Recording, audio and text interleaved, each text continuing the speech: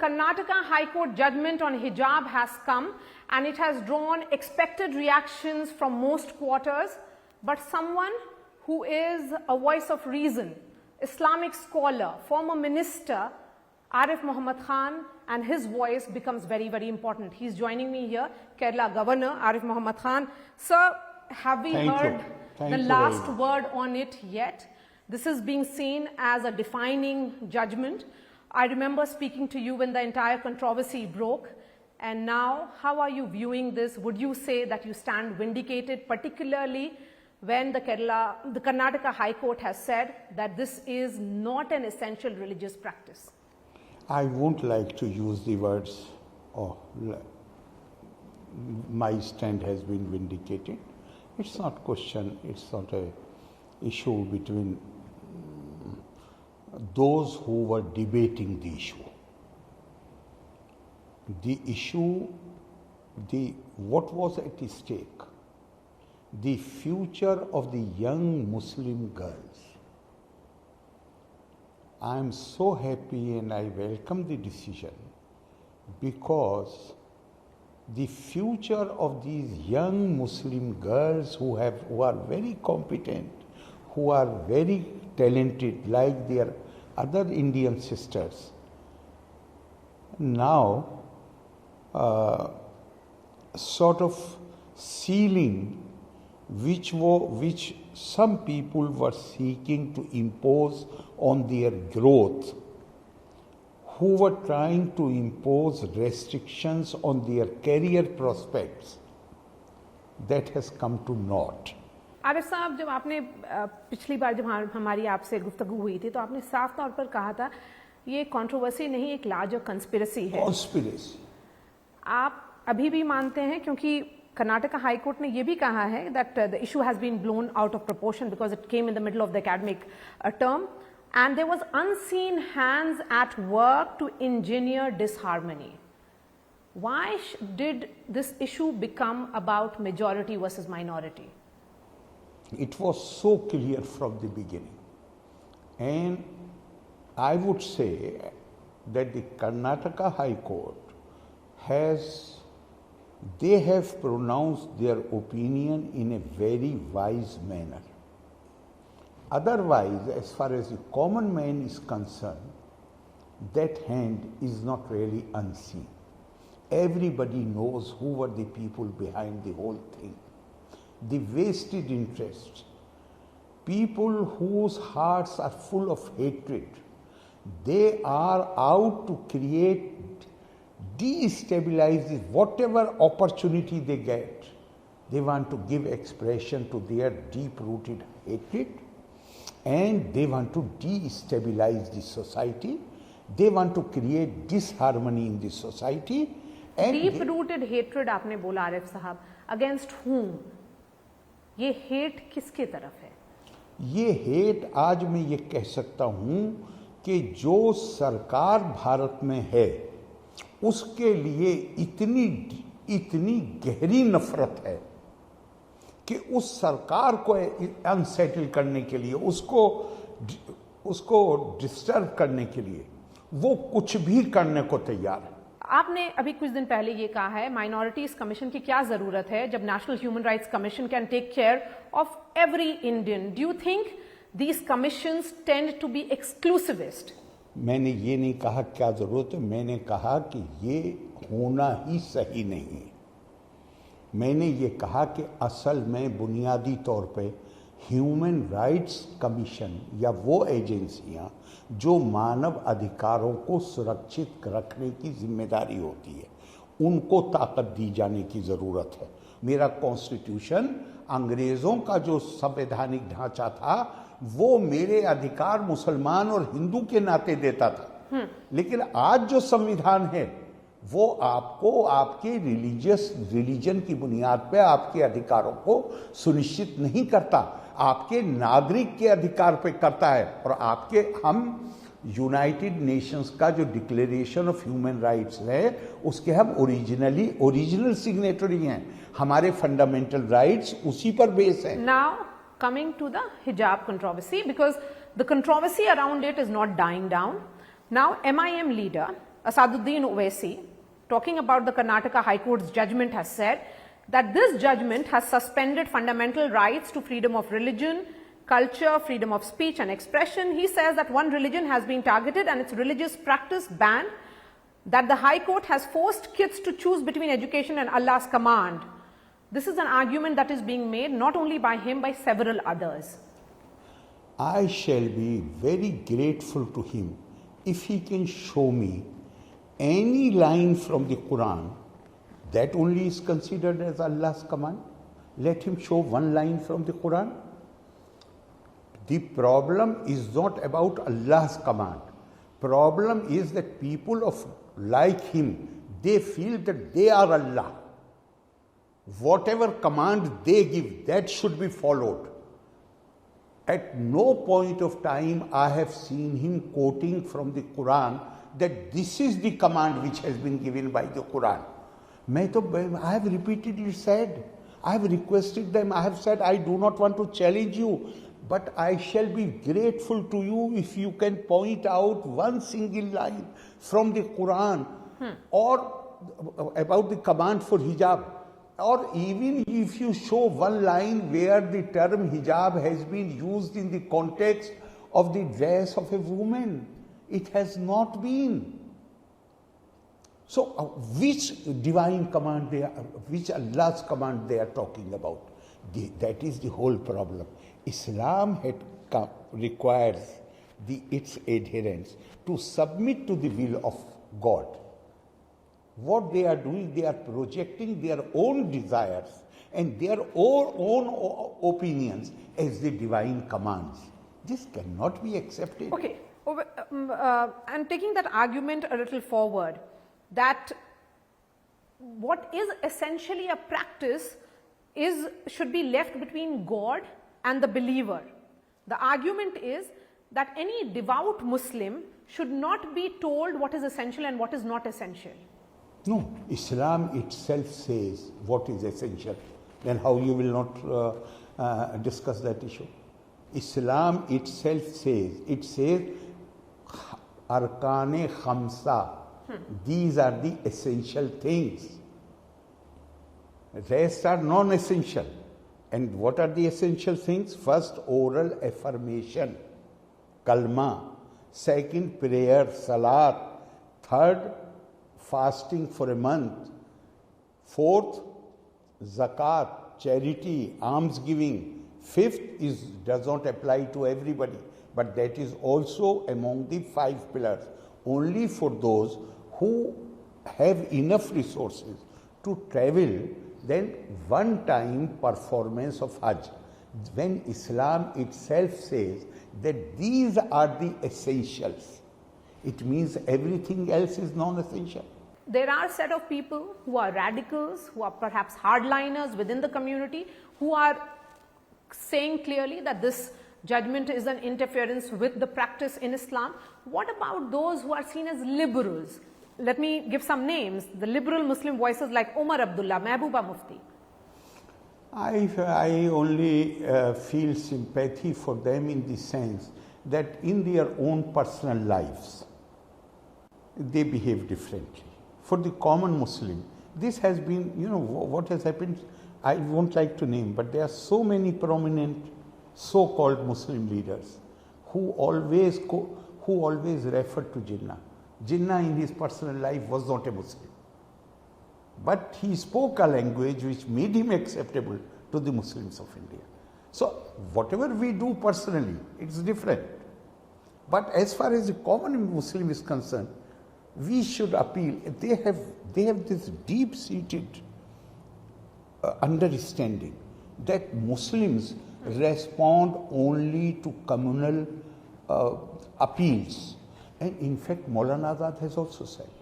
Maulana Azad said, and if you permit me, I will quote his own words, and he has spoken in Urdu. I will translate it, because to my mind it's a very important, because this is how Muslim mind has been made up by the leaders, the clerics and the political leaders. Maulana Azad ने कहा आज दुनिया में कौम और मुल्क इतने बड़े तस्वुर हैं कि इनकलाब आ रहे हैं दुनिया में. लेकिन जब मैं तुमसे जब तक मजहब को बीच में लाके बात ना करूं, तुम्हारे कान पे जूं ही नहीं रेंगती. Maulana Azad lamented about it. Why? Because he was a sincere man. These people, they exploit them because they just want to take political advantage.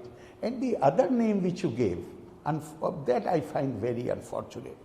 I have already told you, Quran does not talk, the Quran does not use even this word hijab in the context of the dress of a woman.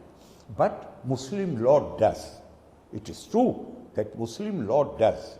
It prescribes the code, what a Muslim woman should wear. But then the same law also says that leadership of any people cannot be entrusted to a woman. If you entrust the woman, it clearly says that if you entrust the leadership of a country, of a people. So what does it do to Mehbooba Mufti? No, She is the head of a political party. This is exactly what I am saying. That why Muslim law should be applied in the case of hijab, why not in the case where a Muslim woman, if she is true follower of the law? You're making a very important point. Perhaps Mehbooba Mufti should respond to this. But Arif Saab, I'm seeing the reactions that have come on social media. A lot of people saying a lot of things. And one reaction is, slowly and steadily, there is a state interference in Muslim religious affairs, when it should be individuals' equation with the religion. It is so unfortunate and full of ignorance when they say that interference with the Muslim. Now, whatever is happening in Saudi Arabia, is it because they are interfering in the religion, or they are now realizing that with the change in times, we also need to change? The Muslim countries themselves, do they make it compulsory? Most of them, do they make it compulsory for women to wear hijab? No. And just to single out and create this impression that they are trying to interfere with Islam.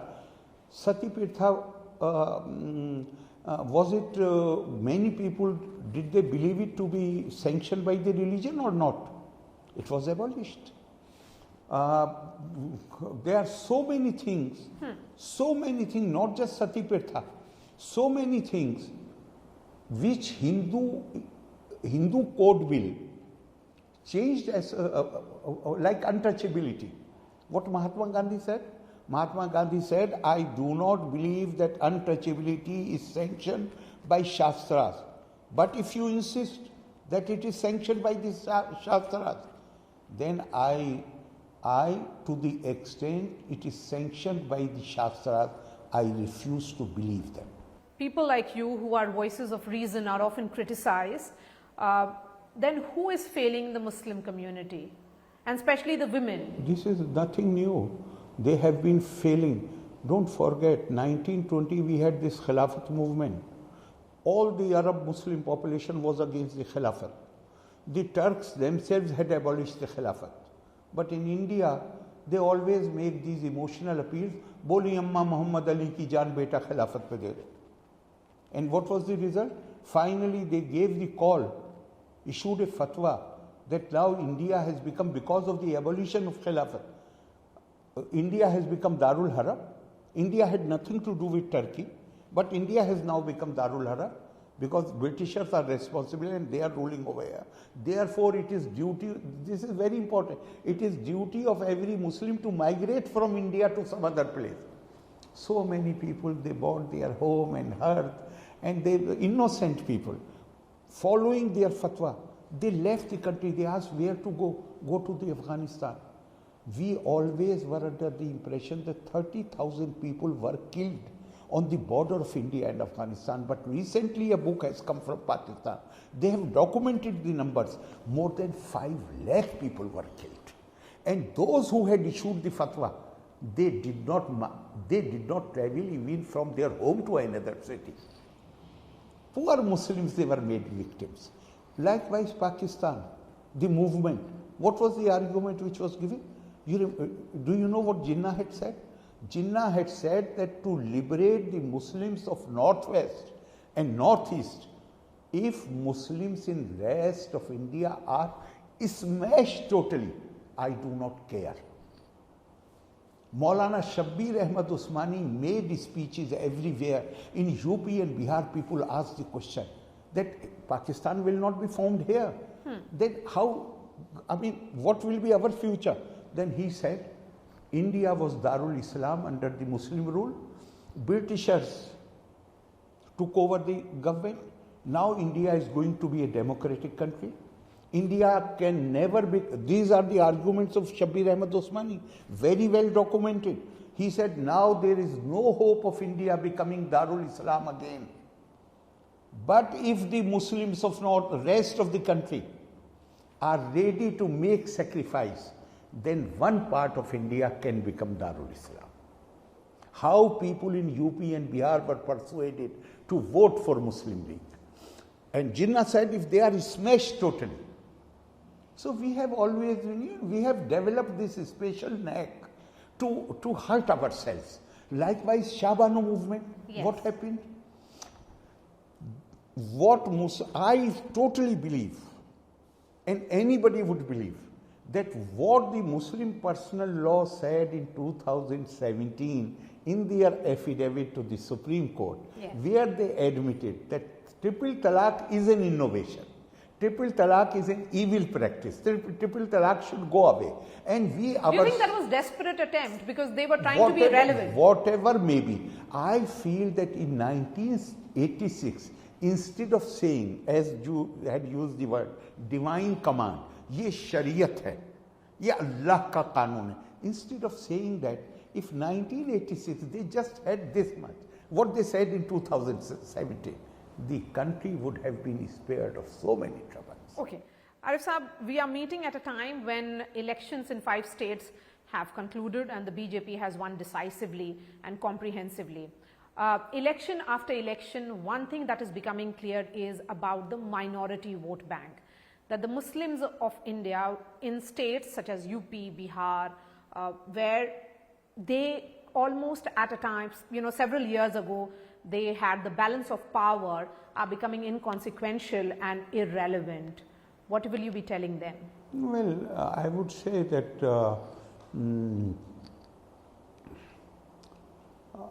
the situation is never static.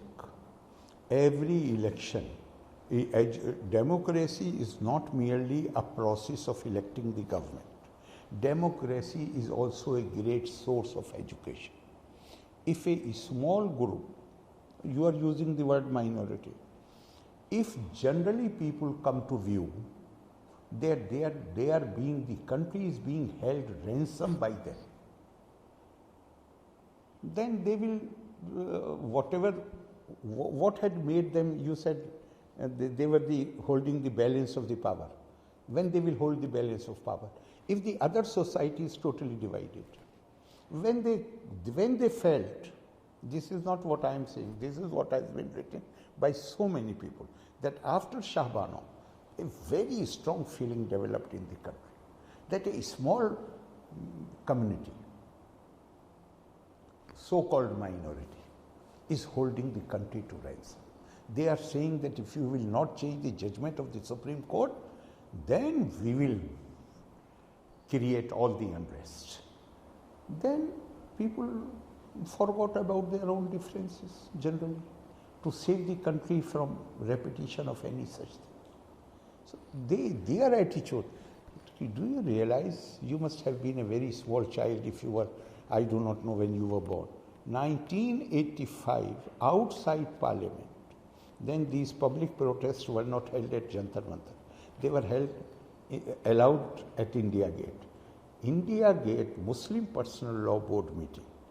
Open call was given to break the legs of MPs who are opposing us. Open call was given. And they went scot-free. Nobody took any action against them. Will it create revulsion in the mind of people or not?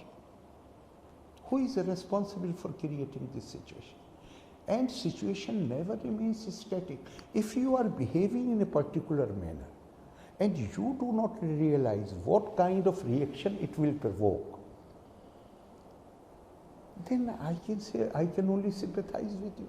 Then in that case, do you think the time has come for Indian Muslims to also recalibrate their equation towards the current establishment? As long as the dominant identity will be Muslim, Constitution does not give me any rights as a Muslim.